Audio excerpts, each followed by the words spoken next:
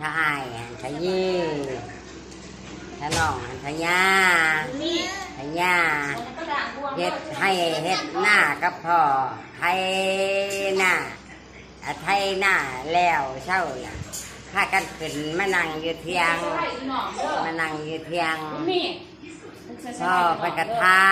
ำลูกเอ้ยลูกมึงจะอยากกินมีช่างแดจะอยากกินช่างลูกนี่จะอยากกินช่างนี่อยากกินช่างโอ้ยพ่อเอ้ยพ่ออยากกินตันข้าวจีเท่าทันแท่หน้าเอาน้ำมันหมูท่าไข่ซูนน้ำอ้อยตามอย่างนอนแช่แข้งแหนตามใจอันอยากทุกแล้วให้บ่มีหูเมื่อขี้งพ่อเอ้ยหัวมันหมูกันเม็ดจำกันมันนี่ทญาได้จะมักไอ้ช่างลูกเอ้ยพ่อเอ้ยเขาบ่มักดอกมันน่ะเขามักเป็นทญาลวงแท่สาวชนม60,000เขามักมีผู้สาวชนมมาอยู่มาแอมหาแอมเนี่ยโอ้ยโตบ่ชม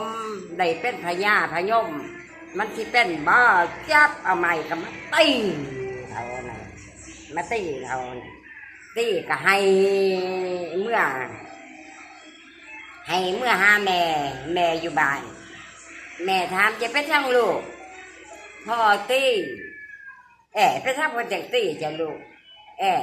ไทยหน้าแหละมาอยู่เพื่อนเพิ่นทำจะอยากกินช่างลูกพอได้อยากกินช่างอายว่าเพิ่นอยากกินปั่นข้าวจีเท่ากันแท้หน้าเอาน้ำมันท่าไข่ชูนน้ำอ้อยตามแดดร้อนแช่แข้งแหนตามใจอันอยากทุกแล้วให้บ่มีหูเมื่อเข่งมาเจ้าได้ลูกพออยากเป็นพญาลวงแท้สาวชนม60,000โอ้ยแม่บอกเป็นแม่จับเอาไม้มาตีกันเล่นนี่ไปหาบ่อนเพิ่งไปหาลูกปั๊บไปหาลูกกันกระทำมันก็บอกว่าให้ลูกกันพังมัด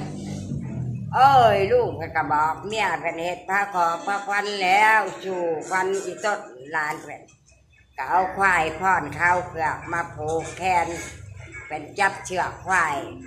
ผูกแขนกันก็ดีมันก็อยู่น้ำลุงเป็นเล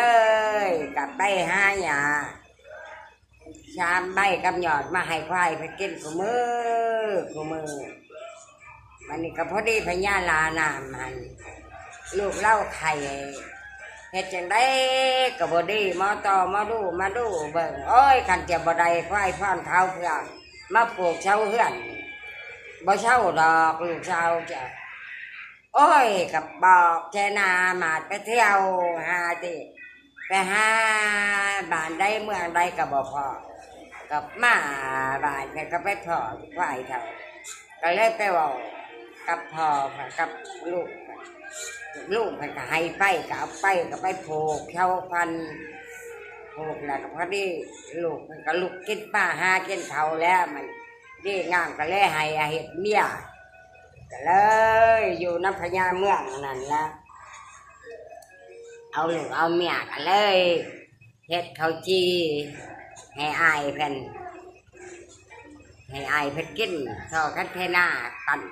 เอาน้ำมันท่าเอาไข่ท่าให้อายเพิ่นกับพ่อเพิ่นก็เลี้ยงแม่เพิ่นพอแค่5 ชุดก็ชุดแล้วเท่านั้น